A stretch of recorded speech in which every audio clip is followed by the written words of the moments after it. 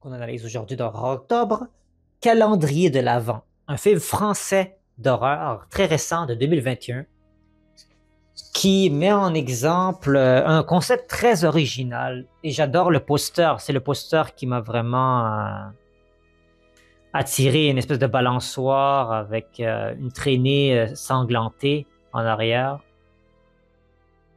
qui joue comme une espèce de balançoire aussi, comme quelqu'un qui descend.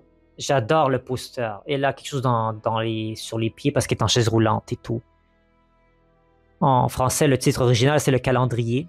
J'ai pas encore mis de film d'horreur dans cette liste français. C'est le premier dans la liste de Horror Octobre. Et vraiment, les Français ont des concepts intéressants qu'ils exploitent que j'aimerais vous donner, mais j'essaie d'aller un peu partout dans le monde avant d'arriver maintenant en France. Film qui part d'une jeune fille paraplégique. Tétraplégique, c'est tous les membres du corps qui sont paralysés, paraplégiques. En tout cas, une femme en chaise roulante. Elle peut bouger ses membres. Et elle est allée voir ses collègues. Elle est paraplégique, excusez-moi. Voilà, elle est paraplégique. Et à sa fête, son amie Sophie lui donne un étrange calendrier de l'Avent. On peut me considérer ça comme un film d'horreur de Noël, même. C'est pas traditionnel les types de gâteries que vous allez avoir dans ces calendriers de l'Avent. Quand vous ouvrez chacun des cubicules à chaque jour de ça, ça vous donne, pas vous spoiler, mais certains indices, aptitudes, cataclysmes, malédictions à ta personne ou sur ton entourage. Et il y a des règles à suivre, et si tu ne les suis pas, tu risques de défaire une boucle et de vraiment enclencher des effets de dommages collatéraux. Donc, ce film qui a été réalisé par Patrick Ridremont, mettant en vedette Eugénie Desrouans, qui a fait un très beau travail dans ce personnage-là attachant. Donc, on va tout de suite dans le premier critère. Est-ce que le film aurait-il réussi à effrayer de quelque manière ma personne? Je dirais que oui. Oui, parce que le concept est unique. Il y a toujours la surprise. Il y a chacun des cubicules du calendrier de l'Avent. Elle va l'ouvrir. Qu'est-ce que chacun des cubicules pourra sortir de ça? C'est pas comme un concept, puis OK, on a compris la menace, on a compris l'effet d'effroi. Et si ça n'a pas donné le résultat escompté, ben, tant pis. Tandis que là, à chaque fois qu'elle ouvre une boîte, on va les mettre, voilà, du calendrier de l'Avent, il y a une chose de nouveau qui peut sortir. C'est ça que j'adore là-dedans, c'est qu'on peut prolonger cet aspect horrifiant de l'inconnu à chaque fois. Donc, il y a peur immédiate, oui.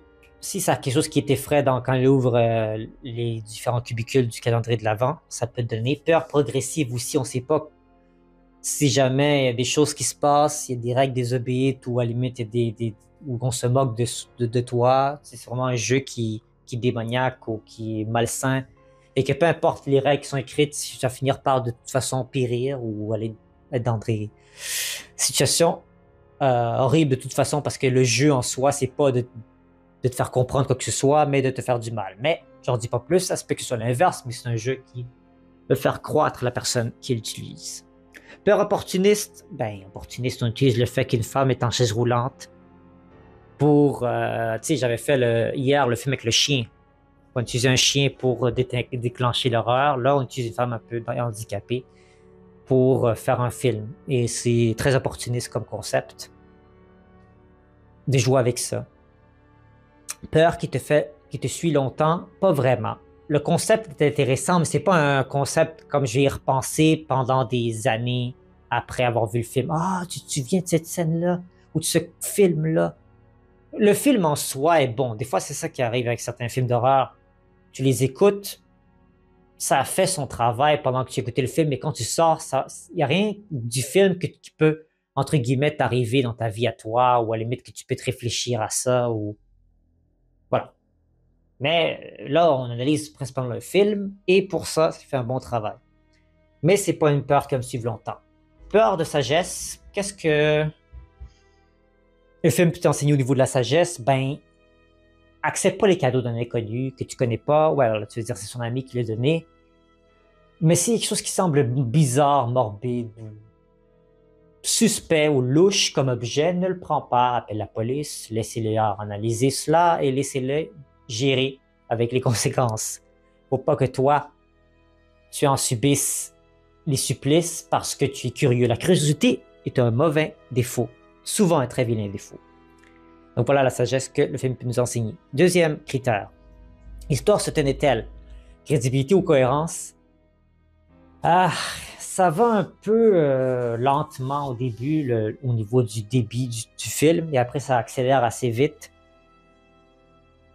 Parce que tu sais, on s'entend, il y a 31 cubicules à ouvrir. Comment on peut séparer ces 31 cubicules qu'elle ouvre du calendrier de l'Avent pour que ça puisse rentrer dans un film je m'abuse, le film dure 1h44 minutes, ce qui est pas énorme.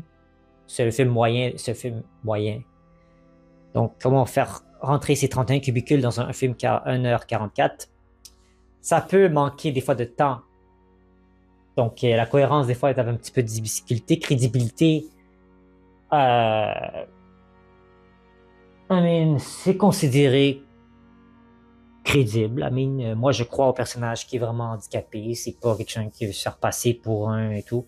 C'est l'honnêteté, en fait. Peut-être qu'avec le personnage handicapé dans Chaise roulante, on veut démontrer l'honnêteté du personnage et qu'il faut le croire et qu'il faut rester avec celle-ci et vraiment croire ce qu'elle dit, puis il n'y a aucune invention à cet effet, puis elle découvre tout autant que nous, les spectateurs, ce qu'il y a derrière les cubicules. Donc, le premier critère, j'ai oublié de donner le point sur... Je mets 1 point sur 2. Voilà. Deuxième critère, je mets 1 sur 2 aussi. Troisième critère, un aspect du film ressortait plus qu'un autre. Ben, le concept. Ça, c'est ça qui est cool avec le troisième critère. C'est qu'avec tous les films que j'ai sélectionnés, parce que j'ai sélectionné 31 films, j'ai essayé de prendre des films que j'ai trouvé les concepts intéressants, que j'avais déjà vus, ou des films que j'ai jamais vus, mais que je trouve aussi qui sont différents dans leur optique. Donc, ce critère, habituellement, tout le temps 2 sur 2, parce que les concepts sont toujours différents. Et là, vu que j'adore le concept, je mets 2 sur 2. Quatrième critère, je suis d'accord avec la note donnée sur IMDb. La note sur IMDb, même chose que le Paranormal Activity, je pense que c'est la même chose, c'est 6.3 sur 10 par 7200 utilisateurs. Je suis d'accord avec la critère. 6.5, j'aurais mis 6.5, donc presque d'accord, mais pas tout à fait. Et je pense que ça mérite un peu plus d'amour, ce film. Donc, je vais mettre 1.5 sur 2, parce qu'on est très proche. Vais-je revoir le film? Cinquième critère. Oui. Oui. C'est facile à regarder au niveau du débit du film, le sujet et tout. On est curieux. Il y a des films comme ça que tu peux regarder plusieurs fois et toujours être aussi surpris et admiratif dans le travail de celui-ci. Donc oui, je vais revoir le film. Ce qui nous fait un total de 2. En fait, 1, 2, 3, 4, 5.5, 6, 7. 7.5. Pas mal comme total de films. Ce qui nous résume en fait le film du calendrier de l'Avent. J'espère que vous avez apprécié ce film. C'est un film français, donc vous allez comprendre. Vous n'avez pas besoin de sous-titres, vous n'avez pas besoin de le trouver. Voilà. Vous n'avez pas besoin de comprendre. Alors, lisant, vous allez tout comprendre. Donc, je vous invite à le voir.